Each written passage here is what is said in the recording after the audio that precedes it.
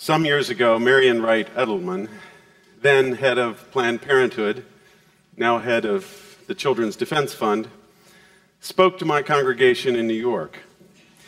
She told a story about a school teacher named Jean Thompson and one of her fifth grade students, a boy named Teddy Stoller. As Marian told the story, Teddy was an unattractive child, and Jean Thompson didn't like him.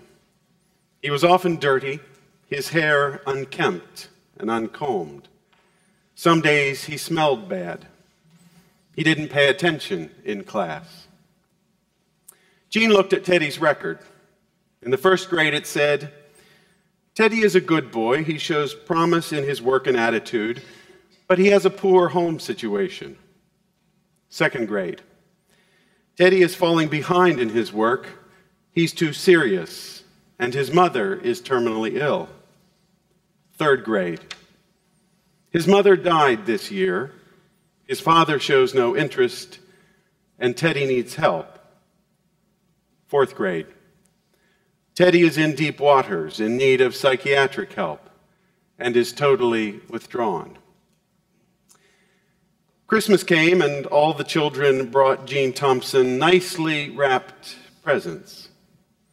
Teddy's gift came in an old paper bag with a rubber band around it. The other children began to giggle at Teddy's gift, but Jean had the good sense to open it up. She took out an old rhinestone bracelet with some of the pieces missing and put it on her arm and held it up and said, "Boys and girls, isn't this pretty?" Taking their cue from the teacher, they calmed down and agreed. She then took out a nearly empty bottle of perfume and dabbed a little bit on and said, "Doesn't it smell good?"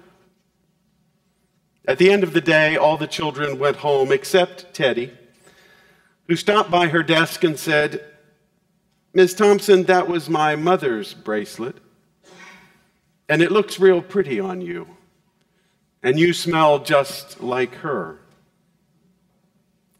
When Teddy left, Jean Thompson paused and asked God to forgive her. She committed herself to helping the children who were falling behind, especially Teddy, and she did. She tutored him, and by the end of the year, he had caught up with most of the other children and even surpassed some of them. As needy children go, Teddy was one of the lucky ones.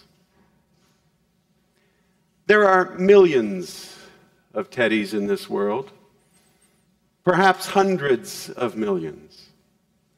Kids who get left out at home or left behind in school, who get struck down by cancer or swept away by a tsunami, who get forced into being child soldiers or get sold into sex slavery.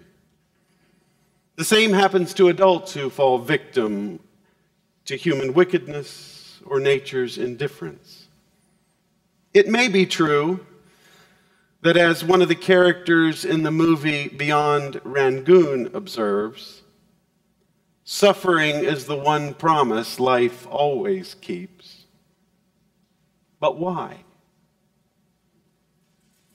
Why does evil triumph? Why do innocent people suffer? My own niece, a delightfully innocent girl named Krista, was diagnosed with a brain tumor at the blessedly innocent age of 3. 8 years and 5 brain surgeries later, by then mostly blind and almost completely immobile, Krista died at the age of 11. What's going on here? Who's in charge? Our human conviction that the universe is the kind of place where someone ought to be in charge of outcome runs deep. The traditional religious answer, at least among Jews, Christians, and Muslims, has been that God's in charge. We've no doubt all heard stories about God's supernatural powers. Stories from scriptures about how God can part the waters, dictate commandments, impregnate a virgin, or even walk on water. By some accounts, God can even heal the sick and raise the dead. With powers like these, why shouldn't God be able to make everything turn out all right? Why shouldn't good people eventually be rewarded and bad people eventually be punished? The truth is that sometimes things don't turn out all right. As I look at the world, I see no evidence of God's supernatural powers. And if God has such powers but routinely refuses to use them to save innocent people from suffering, then God is not worthy of devotion. And besides, I'm dubious of any way of looking at the world that requires a next life in order to make sense of this one. The traditional view of God is simply wrong.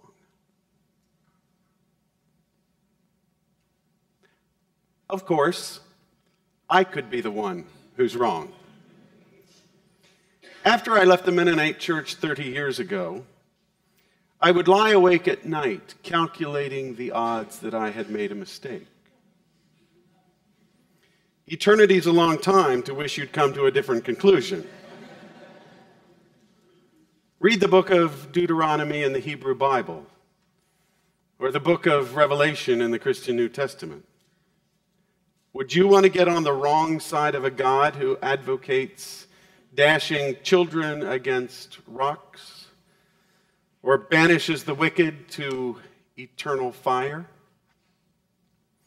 My doubts have dissipated over the years as I've learned more about how the universe came into being and how religions develop. After all, human beings have been revising their answers to cosmic questions since the very beginning. Until about 500 years ago, people thought the Earth was at the center of the solar system. But Copernicus discovered otherwise. In more recent centuries, scientists have come to another conclusion of similar magnitude. In our universe, the fundamental laws of nature have existed from the very beginning. They apply everywhere, and they do not change. For this reason, I believe the view of God as supernatural, like the view of the universe as earth-centered, should be left behind. It won't be easy. The belief in God is long-standing. It has evolutionary origins. Our most ancient ancestors survived because they came to understand the world in terms of cause and effect. They understood themselves as agents who could cause things to happen.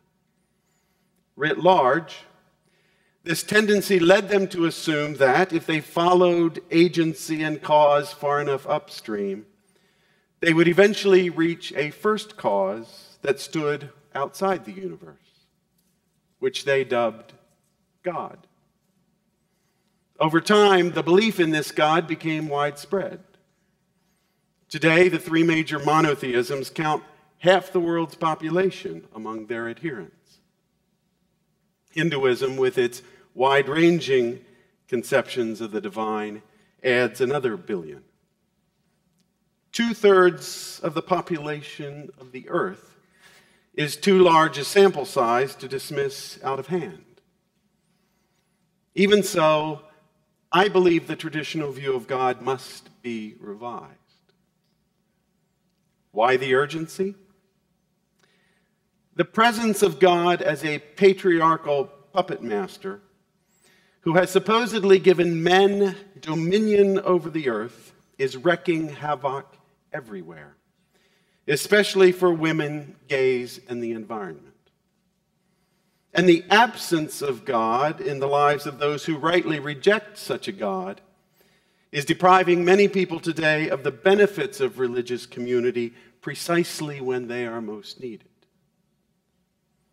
Some people today, including many leading scientists, argue that if God isn't supernatural, then the idea of God and the practice of religion are obsolete. It would be better for the world and its people, they argue, if religion disappeared altogether. My own view is that today's atheists are 100% half right. I don't believe in the God they don't believe in either. But the traditional religionists are also 100% half right. Just because God isn't supernatural doesn't mean that God is a fantasy and religion is a farce.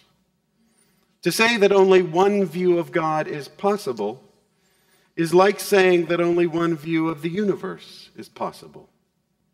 It would be like people responding to Copernicus by saying that if the Earth isn't at the center of the solar system, then the solar system doesn't exist. When people ask me whether I believe in God, my answer is yes.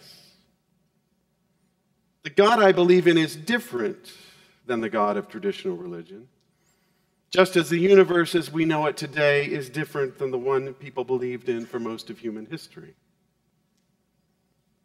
I believe God exists in a way similar to the way beauty exists, but not like a person or an apple exists. An apple is a physical object you can pick off a tree, cut into slices, bake in a pie, and serve warm with vanilla ice cream. And you should do that whenever possible. God, in contrast, is like beauty. Beauty itself never appears to us, but we find the description necessary to describe our delight in certain experiences. The comfort of a sunset after a fierce storm, the stirring passion of a song or a symphony, the calm of a pond at daybreak. Like beauty, God becomes manifest through other forms as a quality of our experience. In my way of thinking, God is necessary to convey two kinds of experiences. One has to do with the past. When we think of the most enduring elements of existence, we usually think of physical things, rocks, mountains, and so on. On the other hand, we usually think of the elements that make up the realm of meaning, thoughts, feelings, emotions, as fleeting and ephemeral. Over time, however, the opposite turns out to be true. The atoms that make up a given body or object eventually disband themselves and go on to be other things. Even so, the experiences made possible by those atoms somehow remain. The question is where they go. They can't just cease to exist. We need some way to acknowledge the enduring presence of all that is past. We have a word for the totality of the physical world. That word is universe. We also need a word for the preservation of all the experiences in the universe. In my view, that word is God. God names our sense that just as atoms are never lost in physical reactions, so no experience, however sad or tragic, is ever lost or forgotten. The experience of God is our means of bearing witness to everything that happens, to all that is past. Without the experience of God, our experiences have no ultimate refuge. God also accounts for our sense that the future is possible. At any given moment, the future can unfold in a number of different ways. It's true that you can't put possibilities under a microscope, but they have to come from somewhere. In my view, God names our sense that the future is possible at all. God is the transcendent source of possibility. The experience of God enables us to believe that the future can unfold in a purposive and meaningful way, even though it sometimes doesn't. When I say I believe in God, I'm saying I believe in an experience that intimately and extensively connects me to everything. All that is present, as well as all that is past, and all that is possible. I'm convinced that this revised understanding of God isn't an optional aspect of life in the modern world. It's necessary, both to explain the universe we inhabit and to live a meaningful life within it. Given this picture, you may wonder how God influences outcomes. My own belief is that God plays an active role in history through us. William Blake was on the right track when he wrote, "Every one of every clime that prays in deep distress, prays to the human form divine." For his part, Blake thought the human form divine described only Jesus. My view is that you and I are also human forms of the divine. To say that we are the presence of God in this world is not a metaphor. We are the face of God in this world, and God's hands and God's voice. God changes outcomes in this world only as we change outcomes. This understanding of God is hard to accept, but not because it requires us to believe something miraculous about God. Rather, it requires us to believe something astounding about ourselves, that we are the divine in human form. Some years after Teddy Stoller left Jean Thompson's classroom for the last time, Jean got a letter. "Dear Ms. Thompson, I'm graduating from high school. Wanted you to be the first to know. Love, Teddy." 4 years later, she got another note. "Dear Ms. Thompson, wanted you to be the first to know the university has not been easy, but I liked it. Love, Teddy Stoller." And 4 years later, she got still another note. "Dear Ms. Thompson, as of today, I'm Theodore J. Stoller, MD. How about that? Wanted you to be the first to know. And I'm going to get married in July, and I want you to come sit where my mother would have sat, because you're the only family I have." And so Jean went, and she sat where Teddy's mother should have sat. We are the divine in human form. In this moment, we stand where we always stand, at the intersection of prologue and possibility. If indeed the long arc of the universe bends toward truth and justice and beauty, we are the ones who must do the bending. God's work is our work to do.